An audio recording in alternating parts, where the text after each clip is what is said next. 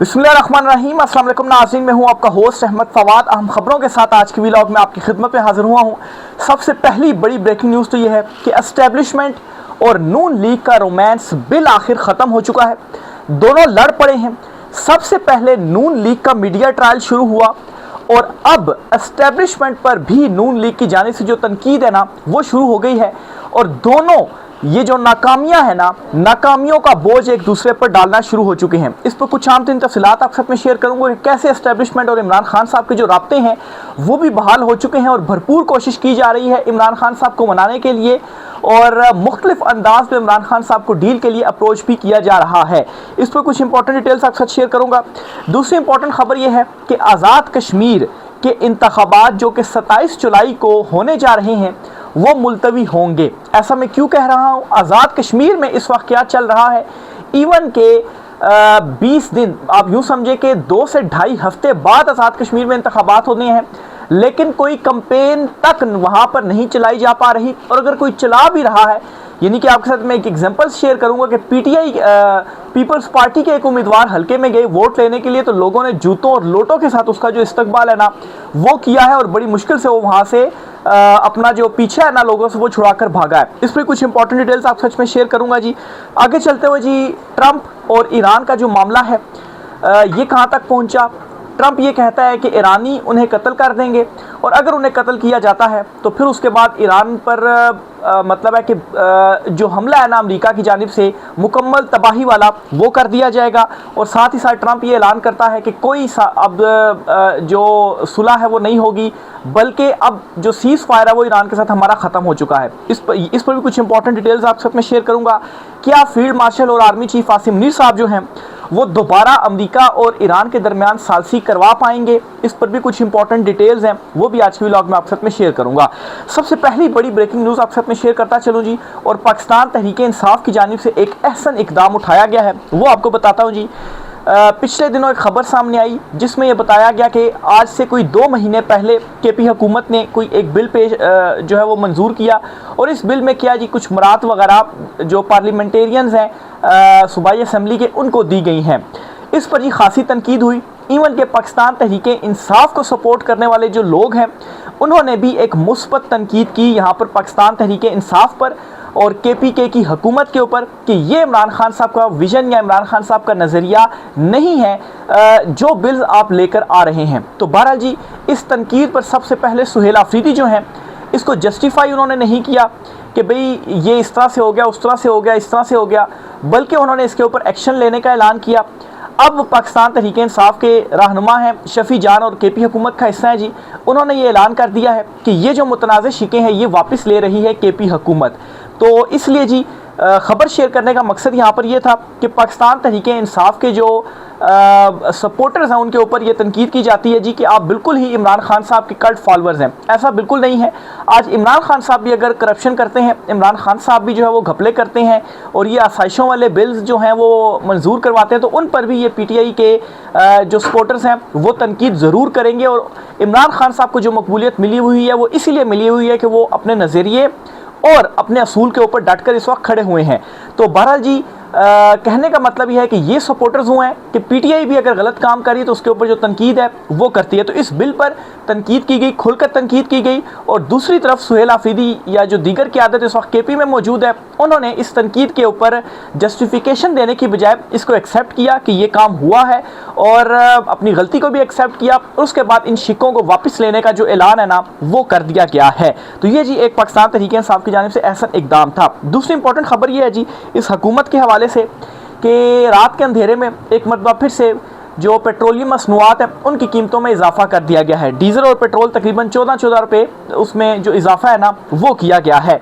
और ऊपर से मुस्लिम लीग नून का इस वक्त एटीट्यूड क्या है कि शुक्र करें कि इतना ही हमने कर दिया, ज़्यादा भी हम इससे कर सकते थे। तो ये उनका एक तकब्बुर वाला, उनका गुरूर और तकब्बुर वाला इस वक्त उन्होंने जो अपना अंदाज़ है ना वो अपना लिया है।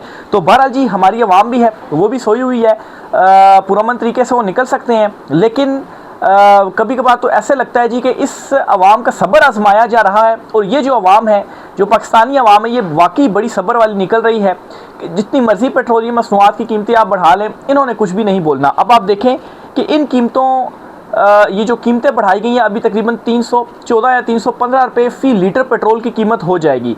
तो हुकूमत इसके ऊपर जो लीवी ले रही है, आवाम की जेबों से जो पैसा निकाल रही है, अगर उसको भी कम कर दिया जाए ना तो 250 बड़ी आसानी से जो कीमतें हैं वो हो सकती हैं। और अभी भी मेरे ख्याल से कोई $75 फ़ी बैरल आलमी मार्केट में कीमतें हैं। और जब आलमी मार्केट में कीमतें कम होती हैं तो फिर हफ्ता हफ्ता 2-2 हफ्ते लगा दिए जाते हैं, महीना लगा दिया जाता है कीमतें कम करने के लिए। लेकिन जब कीमतें बढ़ती हैं तो टाइम फिर नहीं लगाया जाता, फिर फौरी से जो कीमतें हैं ना वो बढ़ा दी जाती हैं। तो बहरहाल जी ये नाअहल हुकूमत है। इमरान खान साहब के टाइम पर $100 फ़ी बैरल से भी ऊपर कीमतें गई थी और तब पेट्रोल था 150 रुपये फ़ी लीटर। और उस वक्त जी यही नून लीग थी जो कहती थी कि ये मार दिया इसने आवाम को, इसने ये कर दिया, उसने वो कर दिया। माइक लेकर तो बाज़ारों में निकल जाते थे साफ़ी भी कि बताएं जी तब्दीली आपको कैसे लगी है। तो अब तो तकरीबन जो है वो $40 फ़ी बैरल कीमतें कम है इमरान खान साहब के टाइम से, 30 से 40। उसके बावजूद तेल की जो या पेट्रोलियम मसनूआत की जो कीमतें हैं वो आलमोस्ट दुगनी से भी ज़्यादा हैं इस दौरे हुकूमत में। तो बहरहाल जी ये इनकी नाअहलियाँ हैं। आगे चलते हुए आपको बताता चलूँ कि एस्टेब्लिशमेंट और मुस्लिम लीग नून सेम पेज इनका फट गया है और दोनों तरफ से एक दूसरे पर इस वक्त जो तीर है ना वो बरसाए जा रहे हैं। सबसे पहले तो जी नून लीग का जो मीडिया ट्रायल है वो शुरू हुआ, फैसल वावडा मुतहरिक हुए।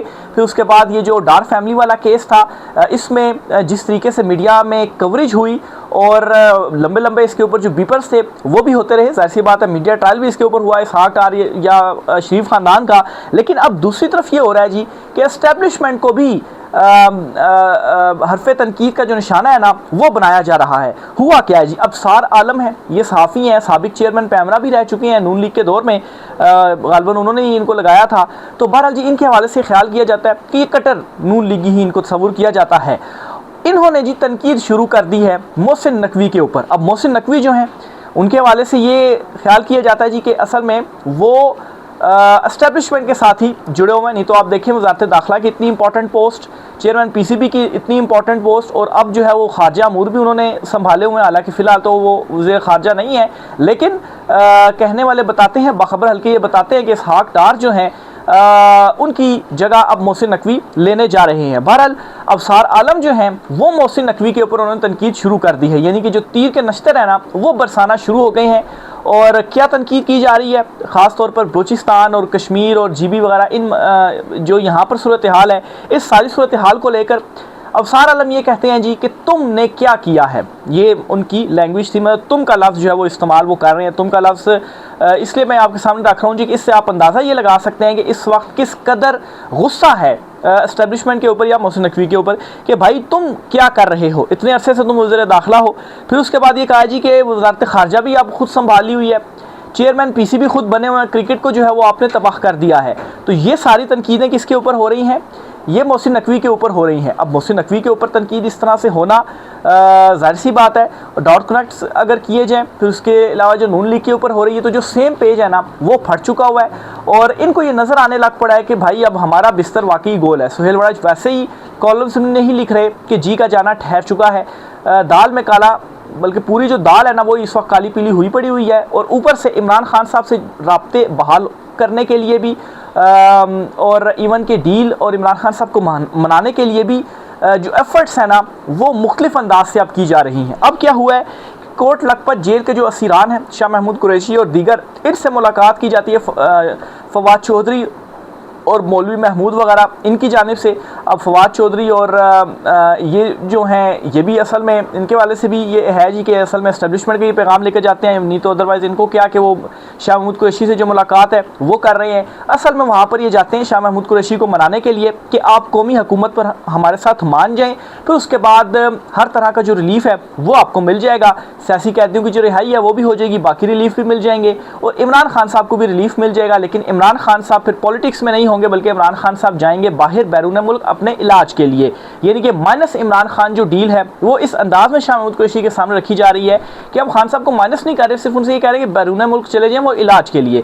लेकिन इमरान खान साहब को जब मतलब पहले ही जब ये ऑफर्स की जाती रहीं तो इमरान खान साहब ने क्या कहा था, ये उनका मुल्क है और उन्होंने यहीं पर रहना है। और जहाँ तक शाह महमूद कुरैशी हैं उनके बारे से भी बताता चलूँ कि वो भी बड़े सीनियर और ज़रीक सियासतदान हैं। तकरीबन 3 साल तो उनको भी होने वाली हैं जेल में। उनके ऊपर ज़ाहिर सी बात है जिस तरह से इमरान खान साहब के ऊपर सख्तियाँ, वो सख्तियाँ तो नहीं हैं, उनसे मुलाकातें भी बहाल हैं, लेकिन उनकी हर कोई स्टेटमेंट भी बाहर नहीं आती। बहरहाल शाह महमूद कुरैशी जो हैं वो कोई इतने अनाड़ी या वो सियासतदान नहीं है कि असर के टाइम पर जो रोज़ा है ना वो तोड़ दें। तो उनको भी मालूम है कि इतनी ज़्यादा सख्तियाँ काट ली हैं, और अगर अब मैंने ये स्टेप ले लिया ना तो धड़ाम से कर मैं नीचे गिर जाऊँगा, क्योंकि ये इमरान खान साहब से बगावत के मुतरादिफ होगा। तो बहरहाल स्टिल अब इस अंदाज़ में जो कोशिशें हैं वो की जा रही हैं।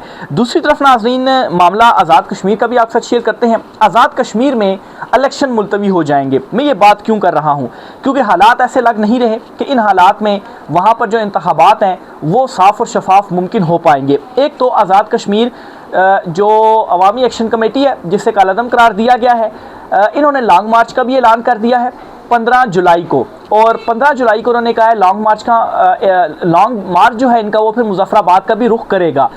तो 27 जुलाई को आज़ाद कश्मीर में इंतखाबात होने जा रहे हैं। अब वहाँ पर सूरत हाल ये क्या है, पाकिस्तान तहरीक-ए-इंसाफ ने बाइकआउट किया हुआ है। पीटीआई के बाइकआउट का मतलब ये है कि वहाँ पर अब टर्न आउट वैसे ही आपका 5-10% भी नहीं होना, ठीक है, 10% भी आपका नहीं होना, लोग नहीं निकलेंगे वोट डालने के लिए नून लीग और पीपल्स पार्टी को। ऊपर से जी ये खबर एक सामने आ रही है कि पीपल्स पार्टी के कोई उम्मीदवार थे, वो अपने हल्के में जाते हैं तो उनका इस्तकबाल जूतों और लोटों से किया जाता है, यानी कि जिन जगहों से वो गुजर रहे थे वहाँ पर जूते और लोटे जो हैं वो लटकाए गए, उनके सामने रखे गए कि, और इवन के मस्जिदों से भी ऐलान हुए कि आप यहाँ पर वोट मांगने के लिए हमारे पास जो है वो ना आए। तो ये सूरत हाल उन्होंने देखी, तो उसके बाद दुम दबाकर उनको वहाँ से जाना पड़ा कि इससे पहले कि वो पब्लिक की हत्या चाट जाएँ, तो इसलिए वहाँ से वो पतली गली लेकर जो है वो निकलना ही उनके लिए मुनासिब था। तो ये वहाँ पर सूरत हाल है। कंपेन की बात की जाए तो बखबर हल्के बता रहे हैं कि वहाँ पर कंपेन उस तरह से हो ही नहीं पा रही है, या अगर मतलब है नून लीग बस ऊपर से तैयारियां कर रही हैं, हल्कों में तो वो जा ही नहीं पा रहे। बाकी उन्होंने जो कंपेन है वो क्या करनी है, कंपेन किसने करनी है। कश्मीर में तो ये अवामी एक्शन कमेटी का जो एहतजाज है एक तो ये चल रहा है, ऊपर से जो इंतखाबात हैं वो कैसे हिस्सा लेंगे। वो तो 12 नशिस्तें जो महाजरीन की हैं उनका मुतालबा है जी कि ये जो नशिस्तें हैं वो ख़त्म कर दी जाए। तो इस सूरत हाल में मैं आपको ये बता रहा हूँ जी कि फॉर्म 47 बनाना भी मैं समझता हूँ कि मुश्किल ही हो जाएगा। टर्न आउट अगर नहीं होगा तो आप कैसे टर्न आउट दिखाएंगे, आप वहाँ पर पोलिंग जो है वो कैसे करवा पाएंगे। भाई अवामी एक्शन कमेटी की जो एहतजाज है वो चल रहा है, तो किसने आकर वहाँ पर जो पोलिंग है, जो वोट है वो करना है। तो इन हालात के पेश नज़र मैं ये कह रहा हूँ जी कि मुझे ऐसा लग रहा है कि या तो ये हालात दुरुस्त होंगे या तो ये होगा कि जो इलेक्शन है वो मुलतवी हो जाएंगे। इवन के मुस्तफ़ा नवाज़ खोखर वाली जो अपोजिशन है उन्होंने भी ये मुतालबा कर दिया है कि जब तक हालात दुरुस्त नहीं होते हैं तब तक जो इंतखाबात हैं आज़ाद कश्मीर के उन्हें मुलतवी किया जाए। आखिर में जी आपको बताता चलूँ कि ईरान और अमेरिका वाला जो मामला है वो कहाँ तक पहुँचा है। सूरत हाल कुछ यूँ है जी, बल्कि सवाल पूछा जा रहा है कि कतर, चूँकि अब उसका जो जहाज़ है उसे निशाना बनाया गया और कतर ने ईरानी सफ़ीर को बुलाकर एहतजाज भी किया, और कतर वो सालिस मुल्क भी था और दूसरी तरफ पाकिस्तान भी सालिस मुल्क था। तो अब क्या पाकिस्तान या field marshal army chief Asim Munir साहब जो हैं वो दोबारा कोई सालसी करवा पाएंगे। तो मैं ये समझता हूँ कि इस मरतबा जो सालसी है ना वो ज़्यादा मुश्किल होगी, या आप यूँ समझें कि शायद ना हो पाए। इसकी रीज़न क्या है, इसकी रीज़न ये है कि जब पहली मरतबा सुलह या सालसी करवाई जाती है ना तो उसमें ज़ाहिर सी बात है आप दोनों तरफ से कहते हैं जी कि आप ये चीज़ ना करें वो चीज़ ना करें, और दोनों तरफ ही होता है कि चलें ठीक है आप मान जाते हैं।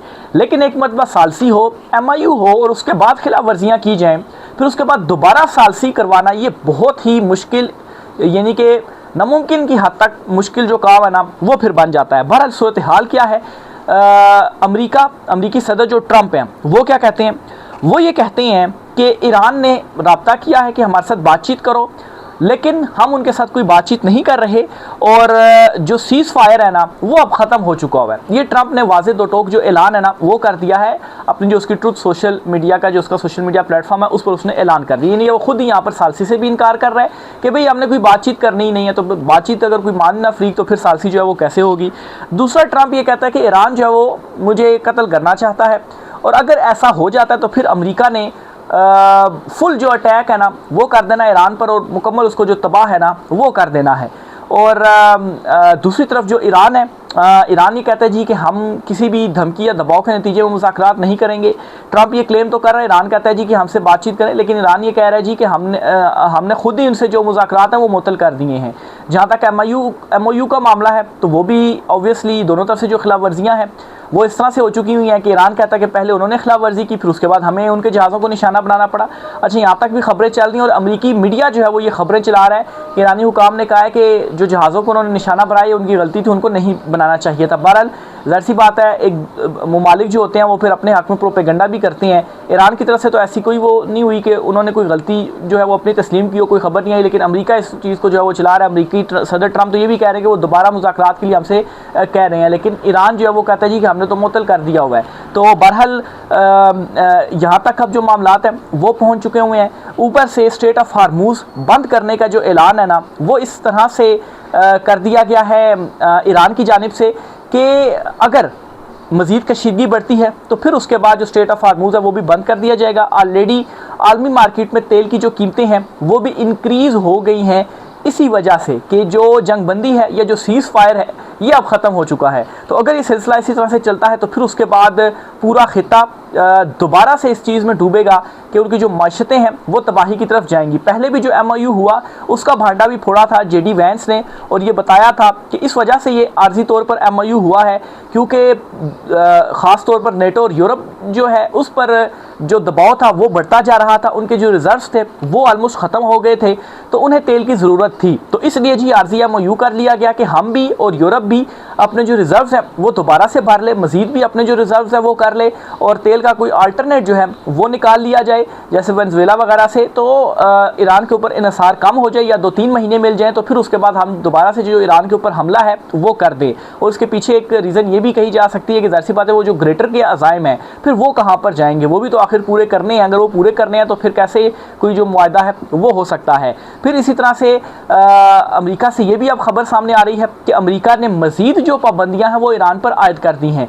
पहले ईरान का जो तेल बेचने का पर जो पाबंदियाँ अमेरिका ने आयद की थी वो आर्जी तौर पर हटाई MOU के बाद, लेकिन अब उसके बाद अमेरिका ने दोबारा वो पाबंदियाँ लगाई, और उन पाबंदियों के बाद अब मज़ीद पाबंदियाँ भी अमेरिका ने ईरान के ऊपर लगा दी हैं। तो ज़ाहिर सी बात है ये जो सारे इशारे हैं, ये जो डेवलपमेंट्स हैं, ये अब उस तरफ पेशरफ नहीं है कि हम ये कहें जी कि अब दोबारा से कोई जो सालसी है वो हो जाएगी। तो बहरहाल सालसों का मैं समझता हूँ कि फिर जो एक वो काम कर सकते थे वो हो गया है, तो अब शायद मज़ीद आगे उनका जो कोई काम है वो ना हो। बहरहाल जी ये आज की कुछ आम तीन तफसीलात थी, राय का इज़हार कीजिएगा। आज की व्लॉग से इतना ही, इजाज़त दीजिए, अल्लाह हाफ़िज़।